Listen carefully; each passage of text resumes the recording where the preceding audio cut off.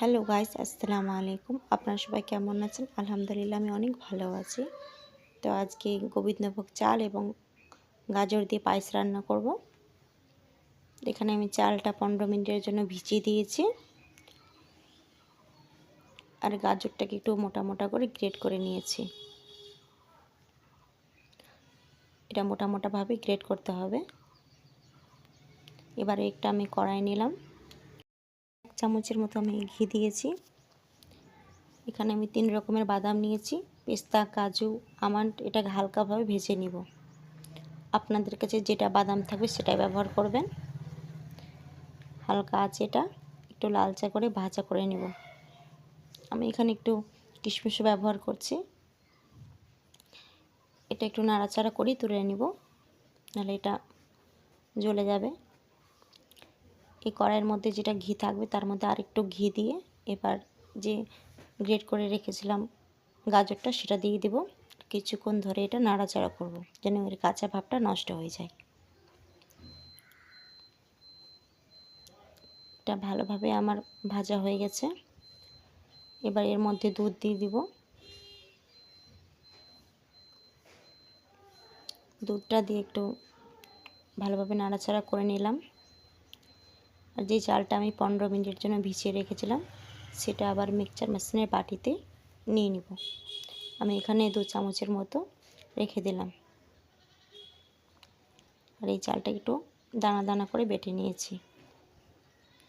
এবার চাল বাটাটা এর মধ্যে দিয়ে দিব। দুধটা আমার ভালোভাবে ফুটে গেছে, পুরো চালটা এর মধ্যে দিয়ে দিব। আস্তে আস্তে নাড়াচাড়া করতে হবে, না হলে নিচে চালটা বসে যাবে।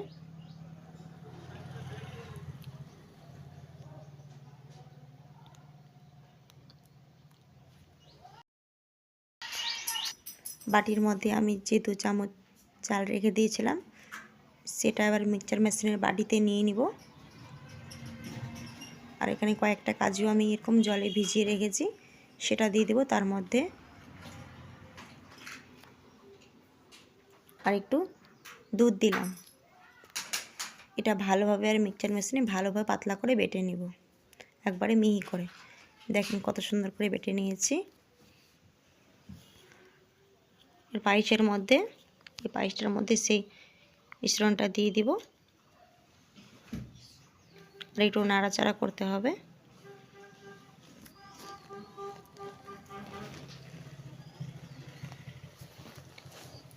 এটা দেওয়ার পর একদম পায়েসটা খুব ঘন হয়ে যাবে। আমি এখানে পরিমাণ মতো চিনি ব্যবহার করছি, আপনারা যেরকম মিষ্টি খান সেভাবেই দিবেন। এবার ভালোভাবে এটা একটু নাড়াচাড়া করে নিব। এখানে আমার পায়েসটা হয়ে আসলো। যে বাদামগুলো আমি ভেজে রেখেছিলাম তার মধ্যে এবার দিয়ে দিব। এটা ভালোভাবে মিক্স করে নিলাম। এখানে আমি 2-3টা এলাচ ভালোভাবে গুঁড়ো করে নিয়েছি, এটা উপর থেকে ছড়িয়ে দিলাম ভালোভাবে। এবার এটাও মিক্স করে নিব। আর পায়েসটা হয়ে গেছে। এখানে দেখেন কত সুন্দর লাগছে।